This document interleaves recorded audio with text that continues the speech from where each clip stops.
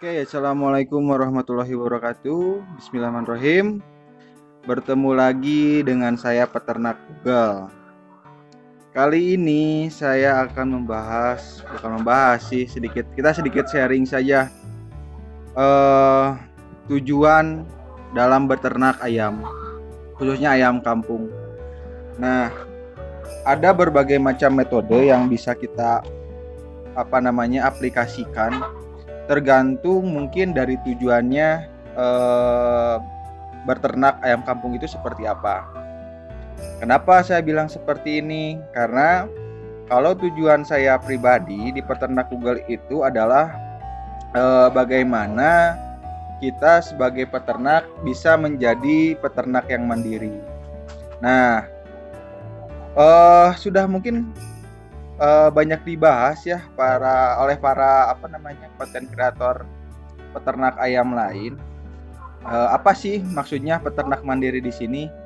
Nah, yang saya tekankan adalah bagaimana kita bisa memenuhi segala kebutuhan isi kandang kita oleh sendiri. Nah, yang pertama adalah masalah di DOC atau anak ayamnya. Nah, sebetulnya kawan-kawan semua kan bisa memulai beternak ayam dari membeli DOC. Nah, banyak jenis-jenis ayam yang sudah diperjualbelikan. Di antaranya ada Joper, KUB, mungkin AKY, ya. Nah, kalau saya pribadi memulai peternak ayam itu adalah memulai dari indukan. Kenapa? Ya, kembali ke tadi, supaya peternak Google itu menjadi peternak yang mandiri, yaitu bisa mencetak DOC sendiri, tidak terketergantungan oleh orang lain. Jadi tidak perlu membeli DOC seperti itu. Nah, kenapa saya memulai beternak itu dari ayam petelur atau mencetak joper? Karena sudah ada jaminan persentase bertelur yang cukup tinggi. Karena di daerah saya masih sulit mencari indukan-indukan ayam dengan persentase bertelur yang tinggi. Sedangkan ayam layar ini kita tahu sendiri persentase telurnya bisa mencapai 90%. Seperti itu. Tidak menutup kemungkinan nanti saya akan coba juga mengembangkan indukan dari ayam KUB, karena KUB itu kan puncak produksi telurnya itu sekitar di 70% ya per tahun. Nah ya, hanya saja untuk membeli indukan KUB yang pertama adalah mahal gitu. Jadi saya ada di kandang sebelah sudah mencoba membesarkan calon indukan KUB meskipun hanya baru 4 ekor betina. Karena kemarin saya beli itu sebetulnya banyak, sekitar 15 ekor.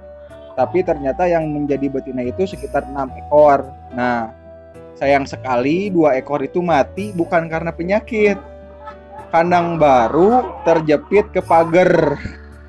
Jadi sisa 4 ekor lagi. Saya harap kedepannya KUB itu bisa berkembang menjadi indukan.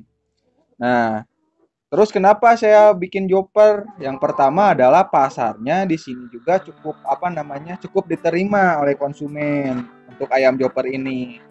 Jadi saya coba memulai beternak itu dari indukan ayam layar disilangkan dengan ayam Bangkok dan menghasilkan DOC ayam joper. Seperti itu. Tidak menutup kemungkinan kedepannya ayam-ayam super yang saya punya yang kemarin di video-video sebelumnya saya akan coba silangkan dengan jantan tipikal petelur yang cukup tinggi. Aduh, mohon maaf ini berisik. Ayam-ayamnya lapar, belum dikasih pakan. Nanti mungkin habis asar baru dikasih makan. Seperti itu. Selain mencetak DOC sendiri, untuk menjadi seorang peternak yang mandiri juga harus bisa mensiasati masalah pakan. Karena yang saya rasakan dalam beternak itu yang paling mahal adalah di pakan. Nah, bagaimana kita bisa mencari solusi harga pakan tinggi, tetapi apa namanya kebutuhan konsumsi pakan itu bisa teratasi. Nah, salah satunya adalah dengan cara saya berternak maggot. Nah, ini adalah kandang BSF atau sering BSF itu singkatan dari Black Soldier Fly, ya. Nah, dari BSF ini nanti menghasilkan telur, ya. Telurnya itu menetas menjadi maggot. Nah, maggot di sini bisa dijadikan pakan alternatif untuk ayam-ayam kita. Seperti itu.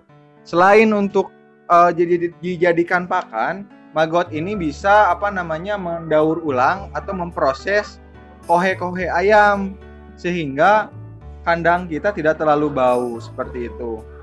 Jadi kohenya itu diproses atau diurai oleh maggot, maggotnya juga dikasihkan lagi ke ayam. Nah, aman tidak? Sejauh ini yang saya pelajari, maggot ini aman, ya, meskipun diberikan pakan kohe ayam, aman untuk diberikan kepada ayam kembali, gitu. Asalkan dengan pemrosesan lagi, jangan langsung, ya, dibersihkan dulu maggotnya, baru dikasihkan ke ayam. Nah, saya baru mulai sih berternak maggot ini. Nanti kita bisa lihat maggotnya itu seperti apa. Saya memulai dari membuat kandang BSF ini, karena kandang BSF ini yang akan menghasilkan telur-telur maggot. Karena kalau kita beli telur maggot itu cukup mahal, sekitar 6.000 per gram. Di daerah saya 6.000 per gram. Nah, dari 1 gram telur maggot itu bisa menghasilkan 2 sampai 3 kilo maggot. Jadi kemarin saya membeli sekitar 10 gram maggot. Nanti kita cek berapa banyak. Dengan estimasi panen maggot itu sekitar 20 gram. Seperti itu. Nah, karena saya di sini membuat kandang BSF, kedepannya saya tidak akan beli lagi telur maggot, karena saya produksi sendiri telurnya di sini.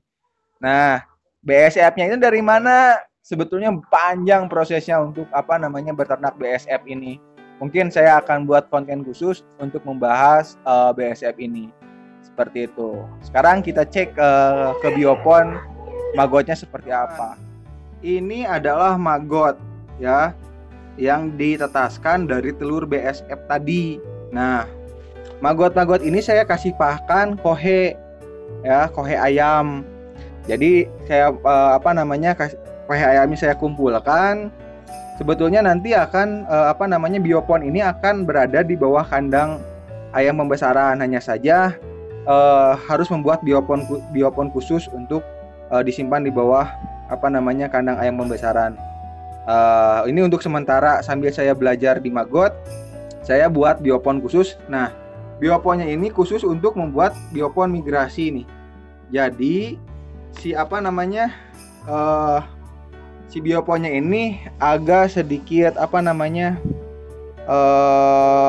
menyamping, ya, atau menanjak seperti ini untuk maggot-maggot ini bermigrasi menjadi pupa untuk menjadi lalat di kandang tadi. Seperti itu. Nah, kalau biopon nanti untuk pembesaran maggot khusus di bawah kandang ayam akan dibuat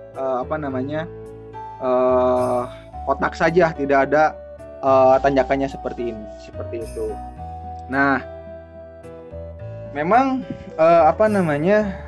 maggot ini bukan cuma memakan kohe ayam. Di sini saya kasih kulit pisang, kadang sayur-sayuran sisa dari dapur, ya, ada tomat dan lain sebagainya seperti ini. Nah, ini baru berumur sekitar 15 hari, teman-teman. Nih, lihat, ini maggotnya seperti ini. Ya.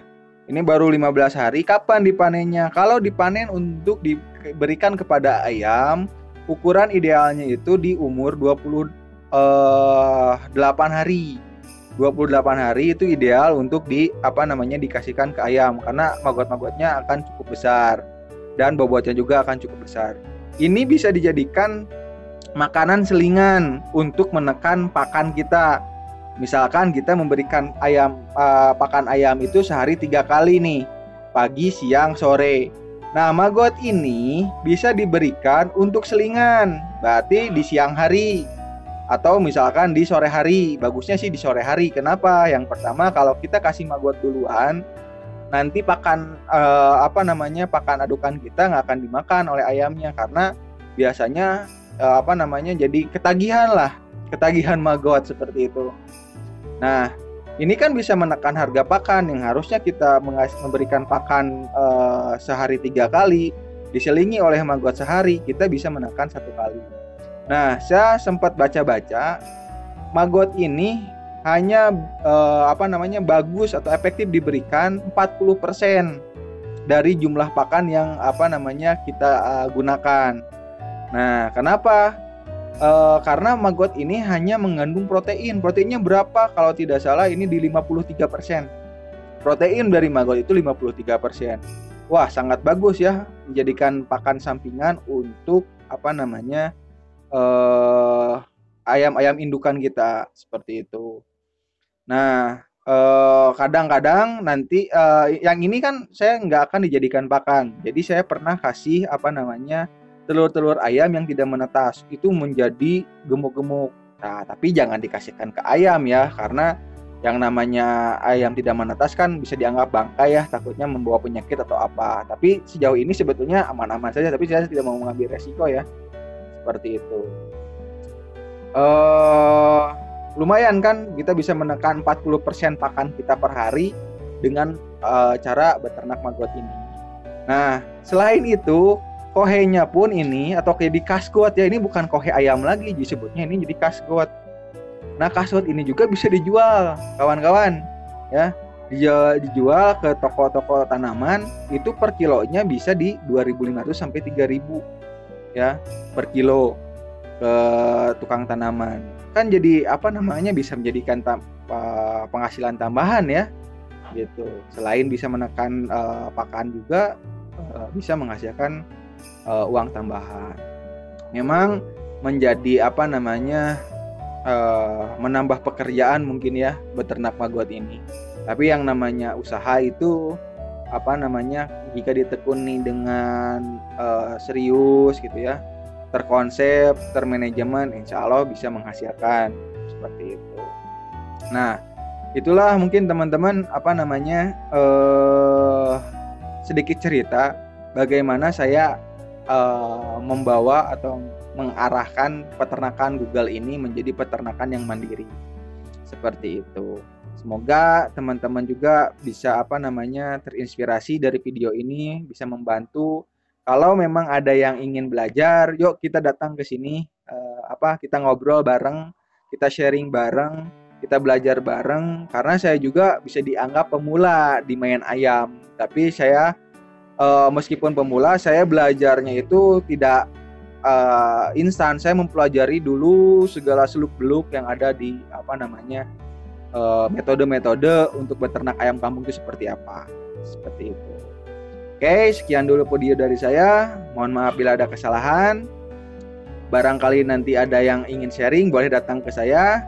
Alamatnya di Sumedang, Kecamatan Tanjung Sari, Dusun Pandai, RT 20 RW 09, Desa Kuta Mandiri ya. Patokannya Pasar Tanjung Sari saja, atau bisa kontak saya ya nanti di kolom komentar ya. Jangan lupa share, komen dan subscribe channel ini supaya terus maju dan saya semangat membuat konten-konten sharing selanjutnya. Wassalamualaikum warahmatullahi wabarakatuh. Salam peternak mandiri jaya.